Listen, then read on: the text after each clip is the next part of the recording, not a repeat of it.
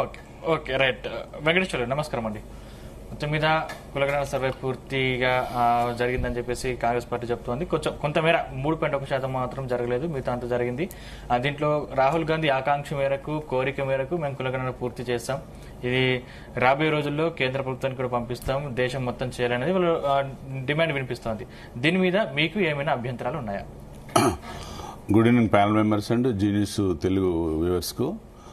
టోటల్గా ఇప్పుడు జరిగిన అంశాల మీద మొత్తం టోటల్గా ఆబ్జెక్షన్సే ఉన్నాయి మన బీఆర్ఎస్ పార్టీగా. ఎందుకంటే కులంకుశంగా 10 నిమిషాలు శేషు గారు వివరించారు, నేను కొన్ని వివరిస్తాను.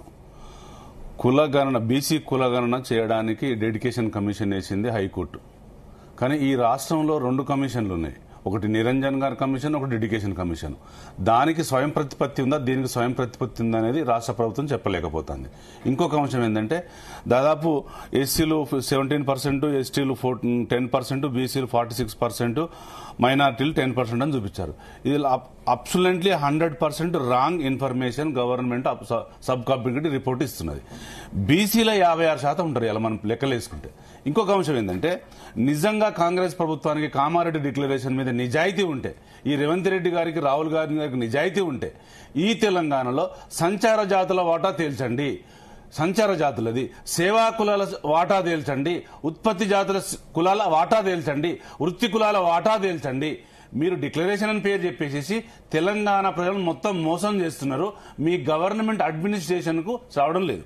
ఇంకొక మాట నేను ఏం చెప్తానంటే, నేను 13వ తారీఖు నాడు డెడికేషన్ కమిషన్ భూసాని వెంకటేశ్వర్లు గారిని నేను కలిశాను. తర్వాత నిరంజన్ గారిని కూడా కలిశాను. కలిసి నేను ఏం చెప్పానంటే, ఈ కులగణన తప్పుగా జరుగుతుంది సార్.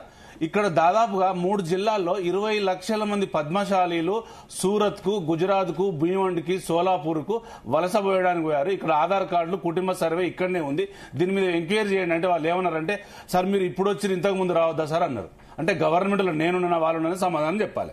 ఇంకొకటి ఏంటంటే, గవర్నమెంట్ దగ్గర సంచార జాతుల డేటా అసలు లేనే లేదు. నేనేమంటున్నా, ఈ బీసీ ఉపకులాలకు సంబంధించిన దాంట్లో డేటా లేదు, జ్ఞానం లేదు వీళ్లకు. ఇంకొక విషయం ఏంటంటే, హైదరాబాదు అర్బనైజేషన్ కు సంబంధించిన దాంట్లో బీసీ కులాలు బ్రతకడానికి ఇక్కడికి వస్తాయి, వలస వస్తాయి. ఇక్కడ వాళ్ళు సర్వే చేయలేదు, ఓన్లీ జిల్లాల సర్వే చేశారు, అది కూడా మొత్తం తప్పుల తడకగా ఉంది. ఇంకొక అంశం ఏంటంటే, ఇవాళ ప్రతి డిస్టిక్ హెడ్ క్వార్టర్లో, ప్రతి మండల హెడ్ క్వార్టర్లో, ప్రతి హైదరాబాద్లో ఒక క్యాస్ట్ ఉంటుంది. ఏం క్యాస్ట్? బయట డేరాలు వేసుకుంటారు వాళ్ళు, కొడవన్లు గొడ్డవన్లు చేస్తారు, వాళ్ళని బయట కమ్మరోళ్ళు అంటారు. వాళ్ళకి హౌస్ నెంబర్ ఉండదు. మరి వాళ్ళ డేటా ఎలా కలెక్ట్ చేశారు మీరు? ఇంకొక విషయం, వరంగల్ జిల్లా, నల్గొండ జిల్లా, కరీంనగర్ జిల్లాలో కాడిపాడుపులలో, బుడగ జంగాలలో, పసినారులు, ఈ కులాలన్నీ ఢిల్లీకి, బాంబేకి బ్రతకడానికి మైకులు పెట్టి ఆయుర్వేదిక్ మందులు అమ్మడం కోసం పోతారు. వాళ్ళు 16 లక్షల మంది ఉన్నారు. అంటే వాళ్ళని మీరు ఈ డేటాలో కలెక్ట్ చేయట్లేదు, తీసుకోవడం లేదు. అంటే ఈ తెలంగాణలో జరిగిన దాంట్లో తెలంగాణ కాంగ్రెస్ గవర్నమెంట్ దగ్గర ఊట 3,54,00,000 మంది డేటా ఉన్నట్టు చెప్తున్నారు. కానీ ఈ తెలంగాణలో బీఆర్ఎస్ పార్టీ డేటా ఏంటంటే 4,27,00,000 మంది డేటా ఉంది, మీరు దాన్ని సర్వే చేయాలని చెప్తున్నారు. ఇంకొక కామారెడ్డి డిక్లరేషన్ వీళ్ళు చెప్పింది ఏంటి? మేము బీసీ కులగణన చేసి 23% నుంచి 42% తీసుకుపోతా ఉంటారు.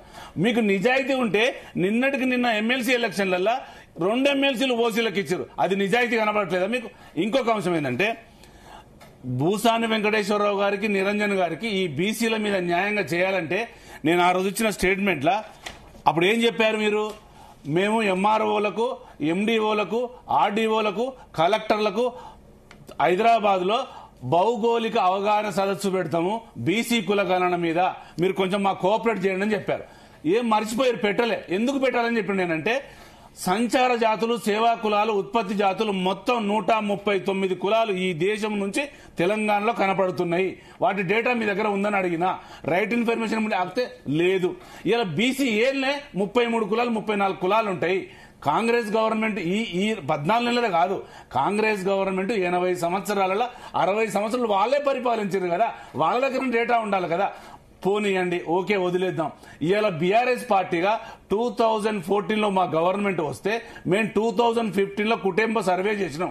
కుటుంబ సర్వే ప్రతి మండలాఫీసులో, ప్రతి కలెక్టర్ దగ్గర ఉంది. మేము చూపించిన దాంట్లో బీసీది 52.8% బీసీలు ఉన్నదని చెప్తాను. ఇప్పుడు పెరిగి 58కి వస్తుంది. మీరు చూపించే డేటా మొత్తం తప్పు. ఇంకొకటి, హైకోర్టు ప్రతి దాంట్లో అక్షంతలు వేస్తుంది. కానీ ఇప్పుడు డెడికేషన్ కాల్ మీద ఎందుకు ఈ రోజు రేపో మళ్ళీ కొత్త పిల్ అప్లై చేస్తున్నాం, పిల్ వేస్తున్నాం కులగణన మీద. దీని మీద కాంగ్రెస్ పార్టీకి అసలు ఏమాత్రం అవగాహన లేదు. ఈ రిపోర్ట్ అనేది పూర్తిగా బీఆర్ఎస్ పార్టీతో పాటు తెలంగాణ ఉన్న బీసీలుగా మేము వ్యతిరేకిస్తున్నాం. దీన్ని మీరు సవరించాలి. అసలు ఇంకొకటి ఏంటంటే తెలంగాణ గవర్నమెంట్ కు సర్వే చేయడానికి హక్కే లేదు. ఓన్లీ హైకోర్టు ఏం చెప్పింది, బీసీ కులగణన చేయమని చెప్పింది. కానీ మీరేం చేసారు, 75 కాలాలు పెట్టి మొత్తం నింపుకుంటా మీ ఆస్తి ఎంత, మీ వాటా ఎంత, మా ఆస్తి వాటా తీరవలసిందే ఇన్కమ్ ట్యాక్స్, మా వివరాలు కావాల్సింది ఎంఆర్ఓ. అసలు కేంద్ర ప్రభుత్వం సంబంధం లేకుండా మీరెట్లా చేస్తారు? కేంద్రంలో ఎవరి 11 సంవత్సరాలకు 10 సంవత్సరాలకు సర్వే చేస్తారు. ఆ సర్వే వాళ్ళు చేయాలి. కానీ మీరు రోల్ మోడల్ అని చెప్పారు. ఇలా సార్ అన్నట్టు అది రోల్ గోల్డ్ మోడల్ అయిపోయింది. నేను ఇంకో విషయం ఏం చెప్తానుకుంటే, బీసీల మీద మీకు నిజాయితీ ఉంటే, బీసీల మీద మీకు నిజంగా నిబద్ధత ఉంటే ఇమ్మీడియట్ గా మీరు బీసీలకు సంబంధించిన దాంట్లో మినిస్టర్లు లేండి. ఇప్పటికీ 6 మినిస్టర్లు లేరు. ఒక్క మినిస్టర్ బీసీ ఉన్నాడండి. ఆ బీసీ మినిస్టర్ కూడా ఏం మాట్లాడతాడో అర్థం కాదు. ఇంకొకటి ఏంటంటే సర్వేలో 3.1% ఎవరు పాల్గొనలేదని చెప్తున్నాడు. 3.1% పాల్గొనలేదంటే మీ కలెక్టర్లు నిద్రపోయిరా, మీ ఎంఆర్ఓలు నిద్రపోయిరా, మీ కులగణన కమిషన్లు నిద్రపోయినా చెప్పలేకపోతున్నారు. ఇంకొకటి 70 లక్షల మంది డేటా బీసీలది కనుమరుగైపోయింది. ఈ గవర్నమెంట్ దగ్గర లేదు. ఆ డేటా తీయాలే. మేము దీన్ని పూర్తిగా బీఆర్ఎస్ పార్టీగా వ్యతిరేకిస్తున్నాము. Okay right.